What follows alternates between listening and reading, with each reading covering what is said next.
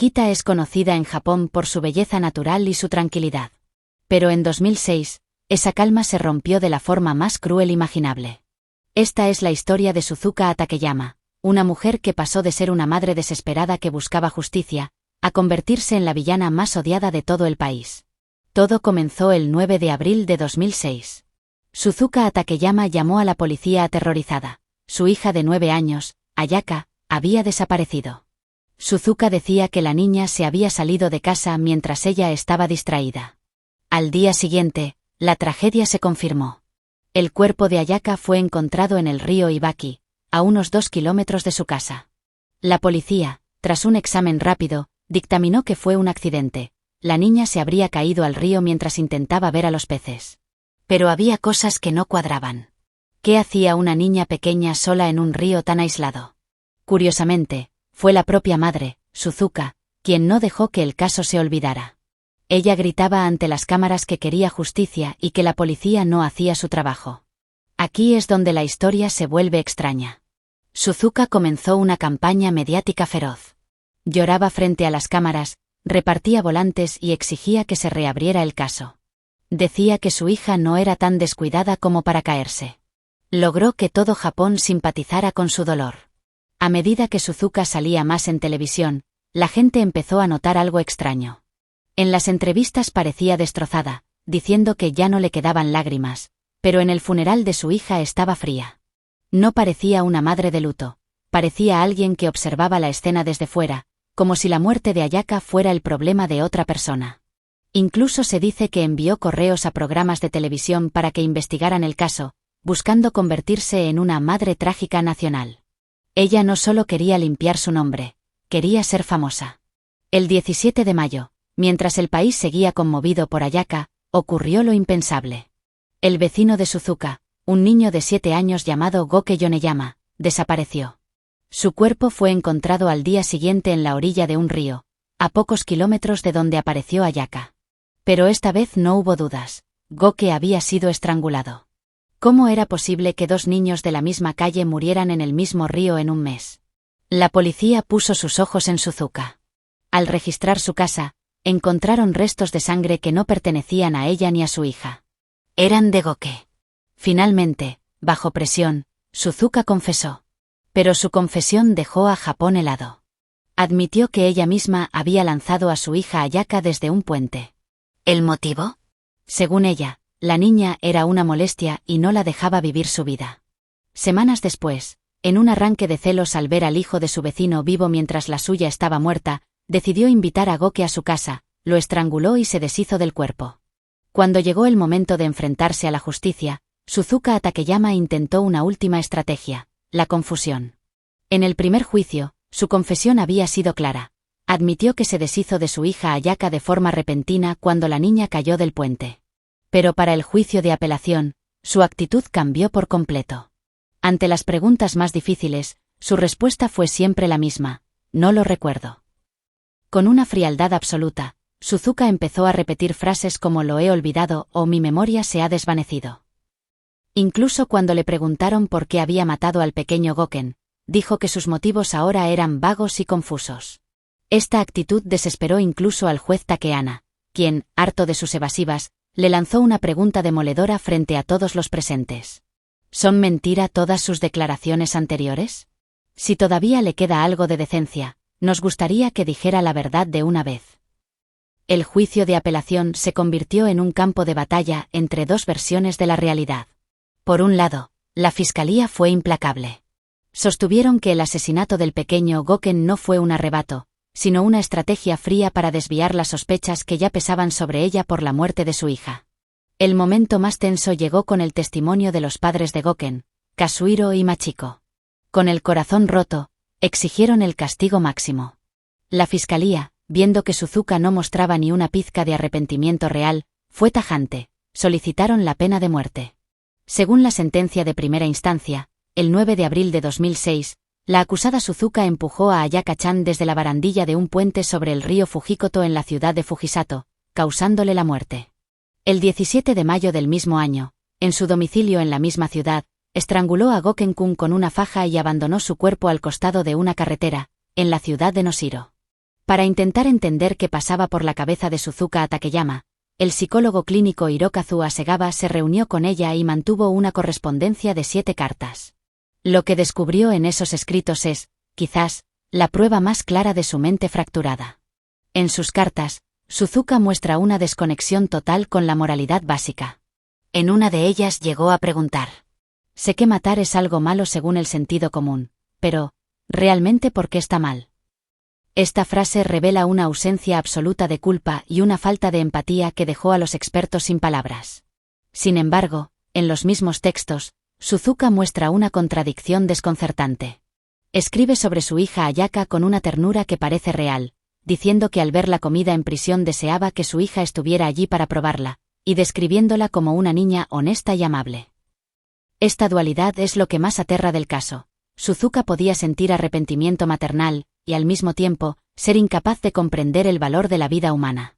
Para ella, el dolor y el amor parecían ser piezas de un rompecabezas que nunca supo armar correctamente. El análisis del profesor Hirokazu Hasegawa fue contundente. Tras estudiar sus cartas y entrevistarse con ella, describió la mente de Suzuka como un caos absoluto. Según el experto, el contenido inconexo de sus escritos sugería un trastorno generalizado del desarrollo, lo que explicaría por qué le resultaba casi imposible reflexionar sobre la gravedad de sus propios actos. Hasegawa, un psicólogo con experiencia en los casos criminales más oscuros de Japón, como la masacre de la escuela Ikeda, notó algo inquietante tras el juicio. Suzuka parecía estar bloqueando activamente el veredicto en su mente, como si intentara no pensar en su condena. De hecho, reveló que tras la sentencia, la acusada comenzó a recibir tratamiento psiquiátrico para intentar recuperar esos recuerdos que decía haber perdido. Sin embargo, este perfil psicológico desató una guerra en los tribunales. Aunque la defensa presentó la evaluación de Hasegawa para intentar salvar a Suzuka de la pena máxima, la fiscalía se opuso ferozmente. Argumentaron que el estudio carecía de objetividad y que no podía considerarse una prueba válida. Al final, el Tribunal Superior les dio la razón a los fiscales y rechazó la evaluación psicológica. Para la justicia, los actos de Suzuka no eran el resultado de un trastorno incontrolable, sino de una voluntad fría y egoísta que no merecía atenuantes. Según el desarrollo del juicio hasta la fecha, es seguro que la Fiscalía solicitará la pena de muerte y la defensa una pena de prisión de duración determinada. Durante todo el proceso, la Fiscalía no dio un paso atrás. Su único objetivo era la pena de muerte. Mientras los fiscales describían la brutalidad de sus actos y el clamor de justicia de las familias destrozadas, Suzuka permanecía inmóvil. Sentada con la espalda encorvada y las manos sobre las rodillas, escuchó la petición de su propia ejecución sin mover un solo músculo. La Fiscalía decidió exponer la raíz de todo: el rechazo absoluto de Suzuka hacia su propia hija. Según las investigaciones, Suzuka nunca sintió amor maternal por Ayaka. Al contrario, sentía una profunda aversión hacia ella desde el día en que nació. Los detalles del abandono que sufrió la niña antes de morir son desgarradores. Se reveló que Suzuka ignoraba la salud de la pequeña, negándose a bañarla, a pesar de que Ayaka sufría de dermatitis severa. La obligaba a vestir la misma ropa sucia durante días. Le negaba cualquier tipo de atención emocional, hasta el punto de que Ayaka llegó a la escuela primaria sin saber leer, escribir su nombre ni decir la hora. Para la Fiscalía, la excusa de Suzuka de que estaba muy ocupada trabajando no era más que una mentira cínica. ¿Cuál fue el verdadero motivo para matarla? La Fiscalía lo dejó claro: egoísmo puro. Desde 2004, Suzuka soñaba con escapar del pequeño pueblo de Fujisato y empezar una vida glamurosa en Tokio. En su mente retorcida, Ayaka no era su hija, sino un obstáculo que le impedía ser libre. El resentimiento creció día tras día hasta que ese deseo de fuga se convirtió en una intención homicida. Suzuka no mató por locura, mató por conveniencia. El Tribunal de Distrito de Akita escuchó con atención ambos lados, y su decisión final fue un equilibrio agridulce para la sociedad japonesa. Por un lado, los jueces le dieron la razón a la Fiscalía. Aceptaron que Suzuka tuvo una intención clara de matar a Ayaka y que era perfectamente consciente de lo que hacía cuando estranguló al pequeño Goken. No había locura que la eximiera de su responsabilidad. Sin embargo, hubo dos factores técnicos que salvaron a Suzuka de la pena de muerte. Primero, el tribunal dictaminó que no hubo una premeditación a largo plazo, es decir, que aunque quería deshacerse de su hija, el acto de lanzarla por el puente fue una decisión impulsiva de ese momento. Segundo, y lo más polémico para la opinión pública, los jueces consideraron que aún existía una mínima posibilidad de rehabilitación. Según el tribunal, Suzuka no era un caso irrecuperable para la sociedad. Por estas razones, y aunque el dolor de las familias pedía el castigo máximo, el juez evitó la sentencia de muerte y la condenó a pasar el resto de sus días tras las rejas. Una cadena perpetua que, para muchos, nunca será suficiente para reparar el vacío que dejó en Akita. Cuando la sesión judicial estaba por terminar, ocurrió un momento que nadie en la sala esperaba. En un gesto de desesperación o quizás buscando una última pizca de piedad, Suzuka Takeyama se giró hacia los padres de Goken. Ante la mirada atónita de los presentes, realizó un dojeza en una muestra de disculpa extrema y humillación pública. Mientras estaba en el suelo, Suzuka susurró unas palabras que sonaron a vacío. Siento mucho haberme llevado a su hijo. Pero el perdón no es tan simple. La madre de Goken, Machiko, no se inmutó. No hubo lágrimas de compasión ni palabras de consuelo.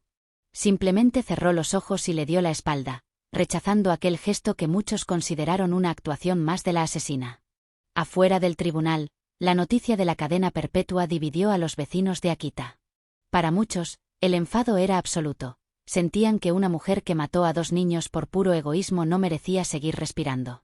Otros, sin embargo, aceptaron el veredicto con resignación, pensando que pasar cada minuto de lo que le queda de vida en una celda fría, olvidada por el mundo, era un castigo más largo y pesado que la propia muerte. Suzuka Takeyama fue condenada a cadena perpetua por una audiencia provincial el 19 de mayo de 2008. Finalmente, una corte de apelación confirmó su condena a prisión perpetua.